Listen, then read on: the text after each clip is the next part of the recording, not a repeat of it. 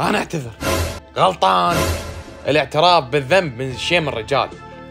صراحة بلش تأنيب الضمير يصحي بداخلي ورا ما نزلت مقطع عن علي شاكر. كان المفروض ورا ما قريت كومنتاتكم والتعليقات أصحوا شوي، يصير عندي الصحوة، ولكن 7 قارون انطبقوا بي مرة واحدة. وهسه قررت أكون متواضع وأعترف بخطأي أمام الجميع إني نزلت حلقة، المفروض أنزل حلقتين. يا أخي هذا الشخص عنده نوعية من المتابعين غريبة الأطوار.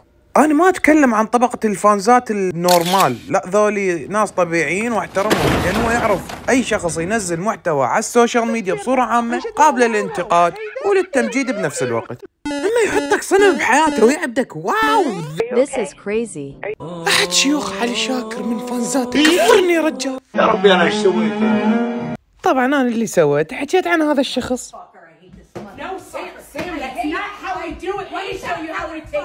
وليش حكيت عليه؟ لأن يابا ماخذ الدين محتوى حتى يزرع الطائفية. شوف يا صديق الصدوق، هذا الكلام موجه لك طبعا تحديدا للفانزات علي شاكر.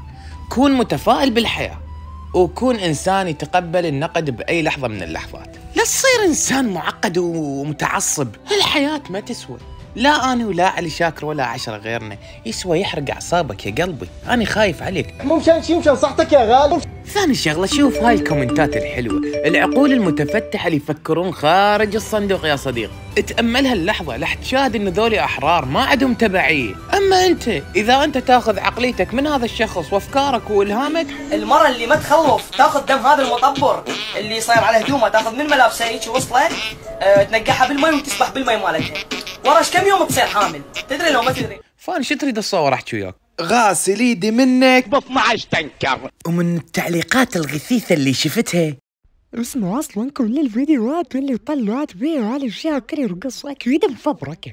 خالد ترى انا ما جايب لك شيء من كيسي والله العظيم، روح اكتب على يوتيوب الله وكلك تطلع لك فضايح اكثر من اللي انا مطلعها. لبن. واريد انوه على شيء، الكل تركز وياي شويه، اي مشكله شخصيه بيني وبين علي شاكر ماكو، ما تجمعني بيه لا صداقه ولا عداوه. الشخص هذا ما اكرهه ولا حاقد عليه، ولكن احاول انه افهم يا اخي انت محتواك الاساسي بعيد عن هاي المواضيع كل البعد. ليش قاعد تاذي شريحه ومكون من الشعب العراقي والامه الاسلاميه؟ زين مو انت تدري واني ادري انت سويت فتنه وسويت خطا، بس هذا الخطا حق يراد به باطل، يعني حقك انه انت تجيب مشاهدات ومتابعين، بس باطل لما انت تظلم شريحة من هذا المجتمع وتأذيهم بألفاظك واسلوبك. احترم الاديان، احترم العادات والتقاليد، احترم المكونات الاخرى، كون عندك خلفية ثقافية باتجاهه، وانت الك الحرية المطلقة بافكارك وعقيدتك وتوجهك، بس تنتهي حريتك عندما تنتهك حقوق الاخرين. بالتطرف والتحريض انت قاعد ترجعنا للعصور المظلمة. انا مواطن من حقه اشوف بلدي ينهض بالثقافة والعلم وينمي عنده التقاليد والعادات الحلوة الطيبة اللي ورثناها من أهل. وزيدكم من الشعر بيت علي شاكر من كان بتركيا وتحديدا سكاريا، من كنت تفتر وتروح البويلزلر وصبنجة وتروح للتشارشة،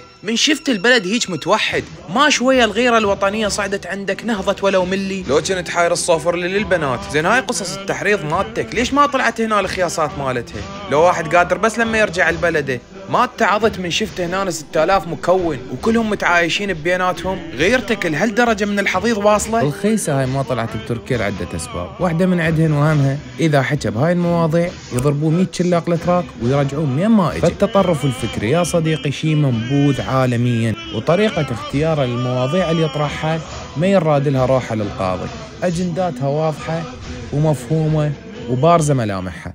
واللي يحاول يقول لي انت متابعي قليلين وهو متابعي هواي ومشاهداته هواي، فاكيد انت تغار منه ولذلك تحاول تشوه سمعته. فحاب اقول لك يا صديقي، كيلوغرام ذهب اغلى دائما من طن من الخرا. عاد اما كومنتك السلبي يا الوردة فانت من خلالك راح اكون مشهور، فانت صاحب فضل علي.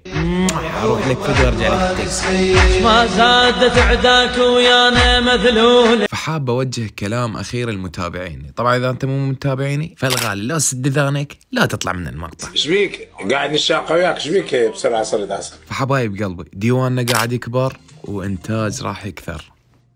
فالحلقات الجاية راح اخليها تحترق حرق. خط احمر ماكو، اللي يغلط يتحمل. راح انشف ريقهم ويبسهم والحرق عليكم، واللي حاب يرد علي بالتعليقات والكومنتات فخلي انتقادك بناء ولا تضربني يا ضالية.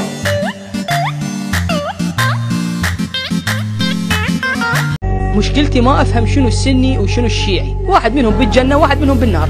وبس حبايب قلبي، نشوفكم بالاسبوع الجاي.